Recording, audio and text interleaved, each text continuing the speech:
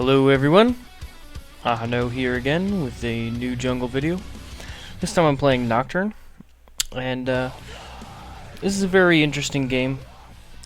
I picked this one because I get trolled, the whole team gets trolled pretty hard by Shaco. Troll might be the wrong word, but it's Shaco being Shaco, walking around, disrupting everybody, and being just a nuisance in the lane. And it's really just a demonstration that you can start off behind and come back strong. And we end up winning this game, even though we started off with a pretty big kill deficit. I think it was like 6-0 at some point. So whatever happens, you can get over it. Now this is a thing you'll see a lot of Shaco players do, and you should be aware of. I'm going about my jungle really unawares of anything. And he's actually going to be setting up over by my wraiths right here, and sorry, I thought it would ping right here. He'll be setting up a whole bunch of boxes in there for a cool surprise when I'm coming back. So that's gonna happen, and what I should have done is I should have had Akali, who is leashing, or even Wukong, who's just top, go and sit near wraiths so that doesn't happen. Wraiths and or red, because really you don't want Shaco to get that automatic advantage. It's just not great for you, and I do die because of it. I do lose an early blue buff, and I actually am a little underdeveloped for the rest of the game. But like I said, I picked this game because we were at a deficit, we were losing, and we just kept playing. We picked up a good Baron at 25 minutes, and we ended up winning the game. So it's an example that, you know, all is not lost. When things don't go bad, you shouldn't tilt, don't start yelling at your teammates, just play and pull through, and with good play, you'll win the game anyway. So, start wolves, pick up blue. I don't always pick up blue unless I have a good leash on wolves. I usually go wolves wraiths on Nocturne because the vampiric scepter doesn't give him enough sustain to do both camps and keep clearing. So, and incoming troll in 5, 4 now. There we go. That was exciting. I was pretty upset about that one. It's never fun to lose like that, to die instantly. So I lost my blue buff, which hurts, but like I said, I don't typically do blue buff in my route anyway, so the only thing is Shaco has blue buff, which is a little troublesome because he is AP Shaco. So this is another demonstration that AP Shaco is pretty much a gimmick in my mind. His late game is really not good at all. You'll see later on he tries to pick up a few kills, but he can't stand up to any kind of damage, and he can't do any. So I throw a Dustbringer through the bush in case there were boxes in there, it would pop them. And I just continue about my jungle here. Alistair's on top, which is an interesting choice, but he does pretty well against Wukong. Akali is stalemating on purpose with Ryze. She's not being over aggressive, and she can't be because Ryze will crush her for it. And on bottom lane, Zillion's giving them a lot of trouble.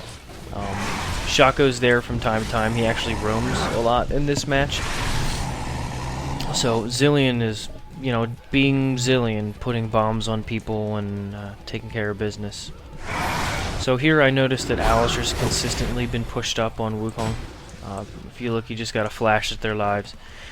Alistair's a bit, he's around half, and Wukong's a little higher than that. So I'm going to poke around. This side of my jungle is cleared, so I'm going to go over and try and get a kill on him. Alistair's really hard to gank, which makes him a great bottom laner because he can headbutt you and pulverize you out of places. So I go in there, I forget to pop my spell shield, but what you want to do is get in, throw your Q to get in, use the move speed boost, throw your fear on him, and right there, you know, you should have, if if you were me, and not bad at this game, you would have used your W and probably picked up a kill, or at least close, because the flash range was changed. But I didn't pick up the kill, it's no big deal. You see I'm looking over at mid now. Kali's around half and Rise is full, so things are going okay. She can't really harass him well enough because she gets into range of her Q.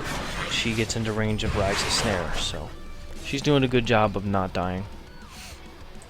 Because at bottom lane, having a tough time with this Shaco. And they decide to fight him here. I don't think I watched this fight until the end. Or at all. So I'm just continuing jungling. I was set back a little behind from that first death and losing blue buff. I lost some time, I lost some experience.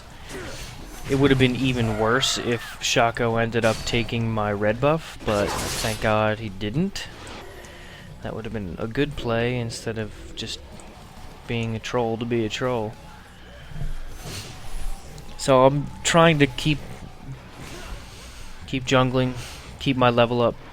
In the new jungle, it's a lot harder to keep your level up because the camps don't give as much experience. So before you could gank a lane, come back, get a camp, and you know, get a level from it.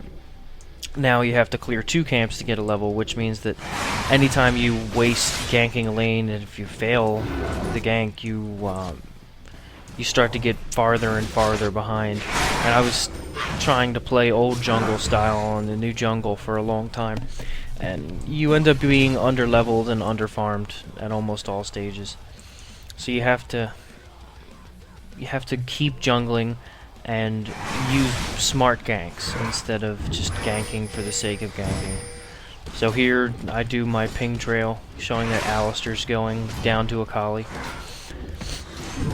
And this is going to happen during the course of this game. The other team is pretty good at covering my jungle. They're in here harassing me a fair amount. I think here I go down because I saw that Alistar's still missing, so he might be waiting for Akali. So I come down just in case something happens, and you know, lo and behold, there's Alistar right there. I also noticed Skarner's right there, so I pop into this bush to see what he's doing. He's trying to take my wraiths, but they're gone. And it would be stupid of me to jump on them, so I just leave. Skarner, Alistar, Rise would kill me faster than I could blink. So Skarner, I just saw him leave. Alistar's left. Rise is back to middle. So everything is right with the world. Bottom lane dies here, which is sad. They got baited into like a lower life fight. You just saw their health bars flash. They're both low, but he didn't pick up the life, so sucks. But it is what it is. Fiddlesticks gets baited by Zillion's ult, and Zillion resurrecting himself, but he got out, so that's very good. Now, typically I would give this blue buff away. I don't need it, but neither does Akali, and there could be an argument that Akali could use the cooldowns and all that other stuff, but she's not really maximizing her cooldowns against Rise anyway because he's pretty tanky. So I'm taking it so that I have a lot more jungle sustain. And what this does is it really allows me to just gank and gank and gank. So I'll get a little bit behind, but when I can go and gank and waste my mana and then come back, it's a good thing. So here I go down on Shaco, but he has a whole bunch of boxes in the bush, of course. So I have to flash up over the cliff. I probably could have killed him with a Q and an R, but I saw that Zillion was there, and if Zillion had ultimated him, I would have died for nothing. So I decided to back off instead, playing it safe. And those are the kind of snap decisions you have to make in order to be, better at League in general. I'm still working on them. Sometimes I do some very silly things, and I'm punished hard for it. But that time, I think I did the right thing. I got out of the situation instead of getting greedy and bloodthirsty for a kill. So, just heading back to the jungle now. Still have my blue buff, so I'm going to go pick up red. So bottom lane's missing, so I ping Dragon, saying we should go check it because they might be there. And that's a very big possibility. But I don't go there myself. With Nocturne, I find myself often being a little bit away from the team fight, and I build him a tad squishier. Usually go Ghostblade, Wriggle's Ghostblade, and that allows me to just do insane DPS. You can also run him either 0.21.9 or 0.9.21, or some combination thereof, and be a really like a big tanky initiator with your ultimate. And that works out really well, but that's just not my style. If I wanted to be a tanky initiator, I'd play Rammus, Maokai, Skarner. There's a lot of other choices. So, Shaco here, picking up more kills on my team. Another good Zillion ult. Shaco falls, but comes back to life. So I'm on my way, but if you can see by the circle, I'm just out of range of my ultimate. So I wasn't able to go in. Now I use Nocturne's ultimate interestingly. You can use it in many different ways. This game, I mostly use it to secure kills.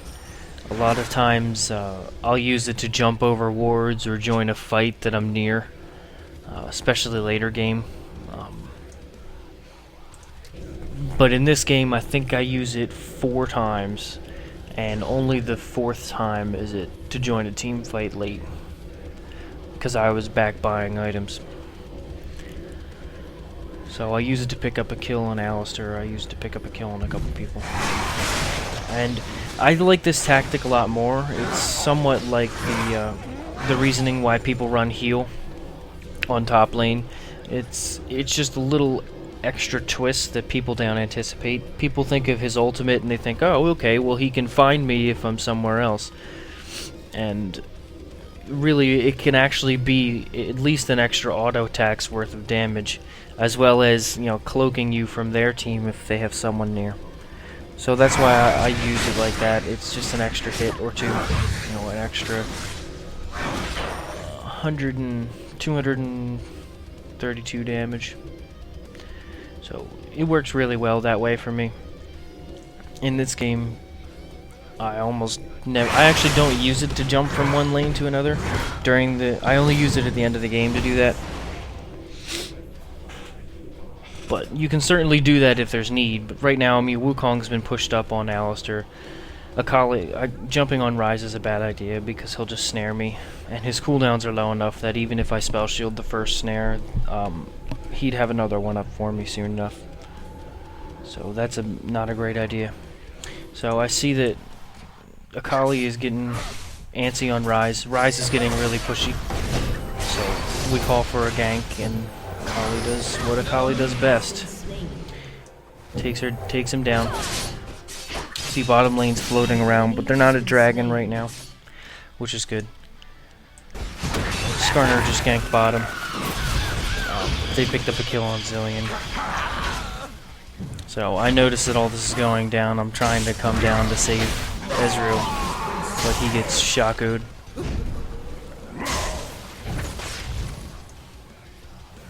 So I'm just look at me and look at the range. I'm just out of ultimate range. And if I had ultimated onto Shaco right there, he would have just warped away because he's Shaco. So I choose to save it because it has a pretty high cooldown. And I'm just picking up this farm while I'm here, since Ezreal's dead and Fiddle's recalling.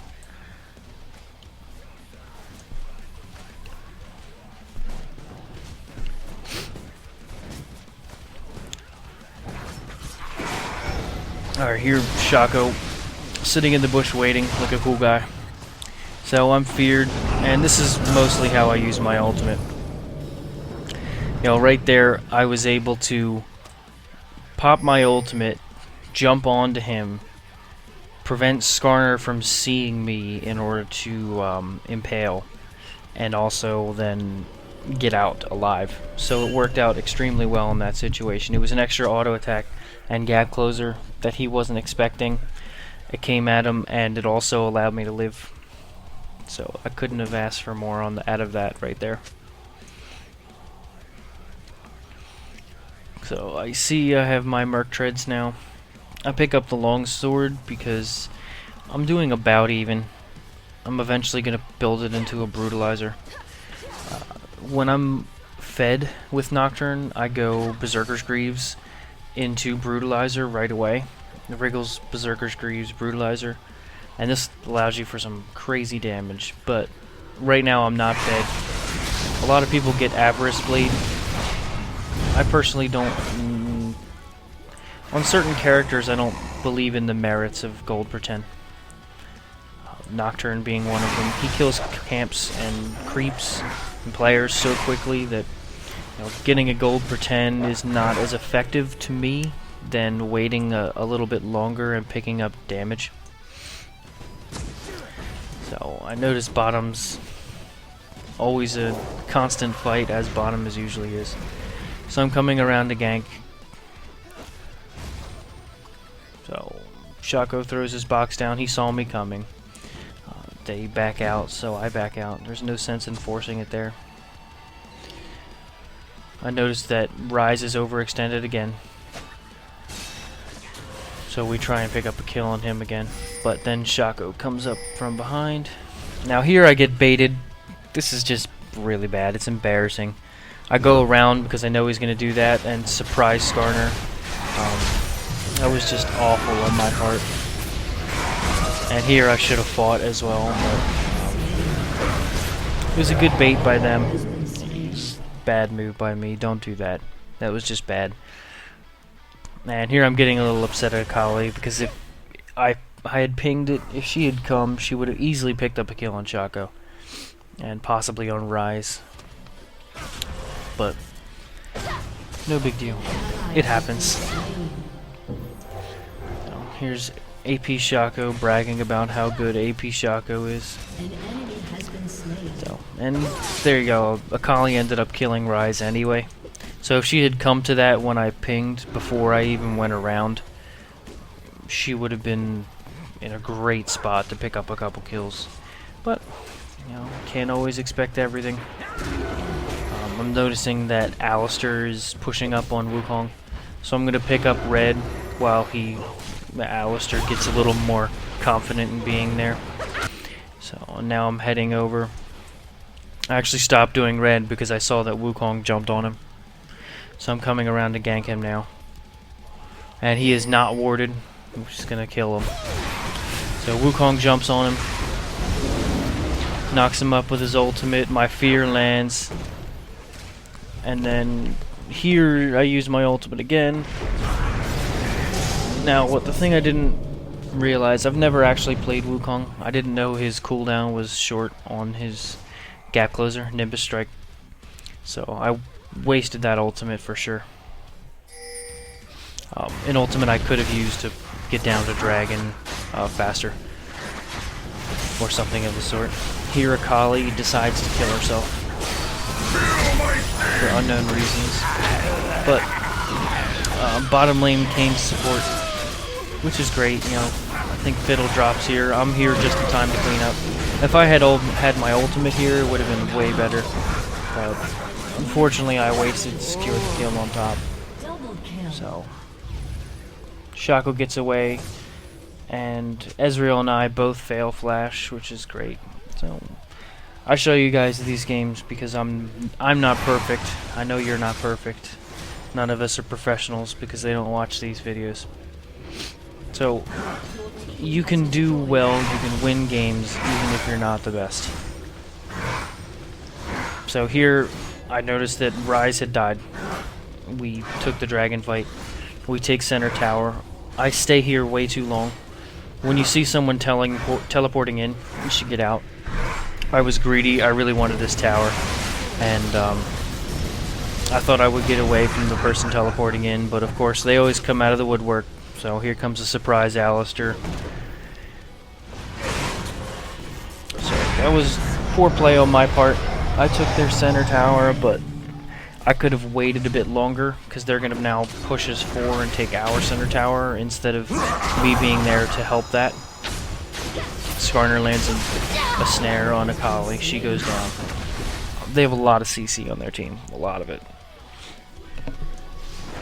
So they take this tower, which is not good for us.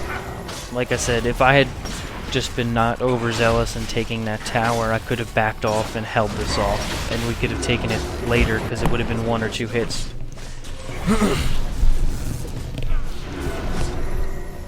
So I'm back up now. I have my brutalizer, so I'm in damage mode. I could do a lot. When I don't know, it depends on the day. Some days I go Giant's Belt into Avarice Blade. Some days I don't. It really depends how I feel the game's going. I think in this game we didn't have a lot of AD damage. We have Ezreal, but he hasn't been doing too much in these fights. So I'm looking for to be able to jump on and instantly kill 1 or 2 of their team. And that's why I'm building damage. In games when we have too much damage or a lot of damage, what I'll end up doing is building much more tanky. But this game we don't need it. We catch Alistar here. They made the same mistake I did earlier, where they got really greedy for this tower, so they took it. And Wukong ends up going back around and taking care of Zillion. So Zillion, it's great. He gets feared, so he wasn't able to resurrect himself, which is great for us. We wait for this wave and we take it. So again, it was Alistar and Shaco and all them overextending and being overzealous for that tower. And it ended up backfiring on them because now we're getting this tower. Here I activated my ultimate so that the other team wouldn't see we're here, and it got Rise. He came down thinking it was just me and Wukong, who's at half-life, and he thought he had an easy kill. And then after he got here, through my ultimate, he realized that there's actually 4 of our team just sitting there in the bush.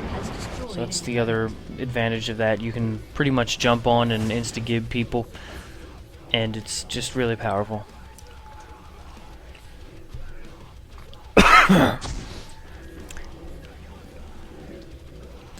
Oh, again, I pick up blue buff. I still don't think it's that useful on anybody except for maybe Fiddlesticks. Certainly helps everyone, but it's very useful on me. The only time I'd give it up is if it's more useful, and it's not more useful on anyone than this team than me. If you notice, we've made a few good plays. We've caught up in kills. We're now tied 12-12. I think we were down 0-6 at some point. And slowly been gaining our advantage out through favorable exchanges. Like that last one where we picked up a bunch of kills at the tower. And also the tower. So while we weren't extremely far behind, it's not like it was 15-1 or something 5 minutes in, but we were still at a noticeable disadvantage. But what ends up happening is AP Shaco trails off. And we weathered the storm, and now he's not as effective as he should be as AD Shaco.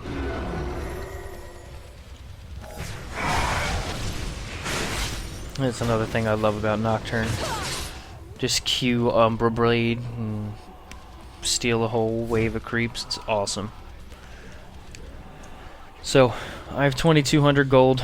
I was gonna recall. I noticed my race just came up. I'm at full life and full mana. I'm just looking to pick up some more. If I get a little bit more gold, I'll be able to pick up Giant's Belt and Ghostblade. So Shaco was kind enough to come here and supply me with a kill. Or not a kill, but an assist. Gold. So I pick up some gold from that. Very kind of him. So I'm able to get my Ghostblade and Giant's Belt after I clear this camp.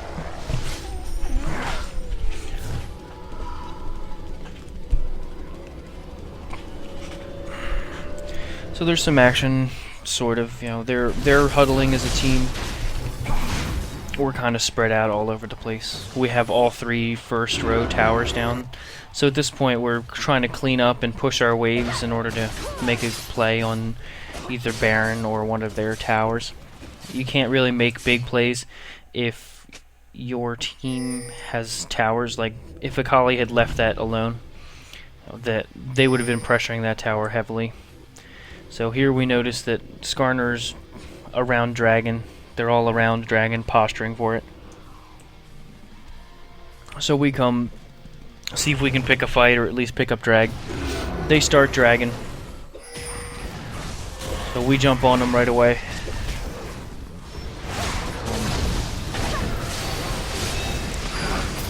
Nothing much to say here. I go after Rise. I flash over. I use my ultimate to close the gap and to prevent the rest of their team from seeing us taking Dragon. Wukong tries to pick up a kill on Alistar here, but I think Alistar gets away. So right here I'm calling for Baron. I noticed that Alistar has to recall. Their AP carry Rise has been killed. And Skarner is nowhere to be seen. So I ping for Baron. Shaco's top lane, but that's not too much of an issue. Even if he takes that tower, we're going to get this Baron, which is a huge buff for our team. It's pretty relatively early Baron. It's not the earliest I've ever done, but 25-minute Baron's pretty good. And it's uncontested, so it works out really well. Akali should have left a little earlier in case someone came, but no harm. So, smite Baron. And then I go to clear out my jungle to get some extra gold. At this point I'm relatively tanky, but I do more damage than damage I tank. So I'm not looking to start a fight, mostly be in a fight long enough to finish one. And that's something that as a melee character you have to do. You can't build glass cannon melee because you have to be in the fray. Someone like Vayne can tumble in and out and doesn't have to worry about anything like positioning and being near someone. They can just kite. But for Nocturne and all the top laners, anybody melee that you want to get in and deal damage with, you have to build them tanky, because you have to be able to live through that initial fight. So our team is pushing around, trying to use this Baron buff. I'm finishing up my jungle and then I go and buy. So I noticed that they're getting pretty far into enemy territory, so I come to trying to support them. The other team isn't fighting right now. It's basically a 5v4 because their Shaco isn't anything but, you know, like a box that just distracted me, and that's it. He doesn't do any damage outside of a Jack-in-the-Box nest, like a whole bunch of them together. He'll instantly kill one person. But it's into the point of the game where that doesn't matter at all. So plus I'm starting to build up steam. I've gone from 0 and 3 and I'm now 4 and 3. I have 6 assists, 130 CS, which is actually more than anybody on their team except for, interestingly enough, their jungler and their mid. Our team is still just pushing around.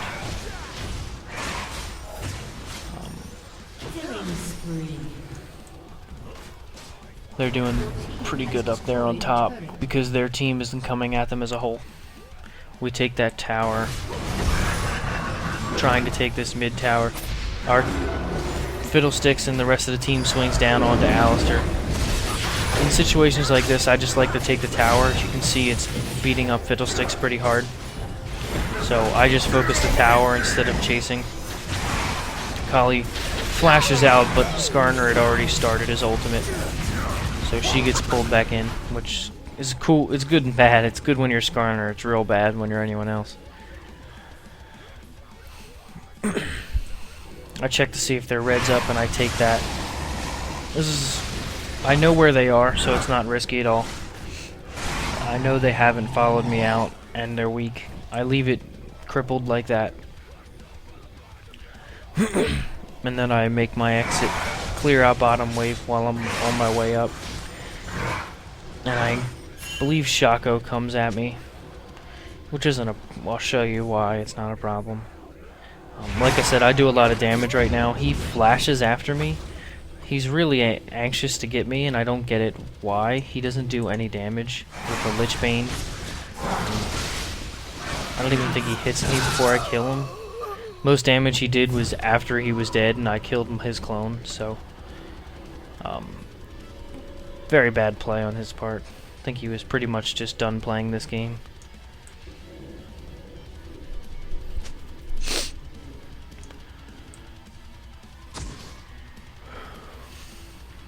Here's Fiddlesticks down ward in their jungle.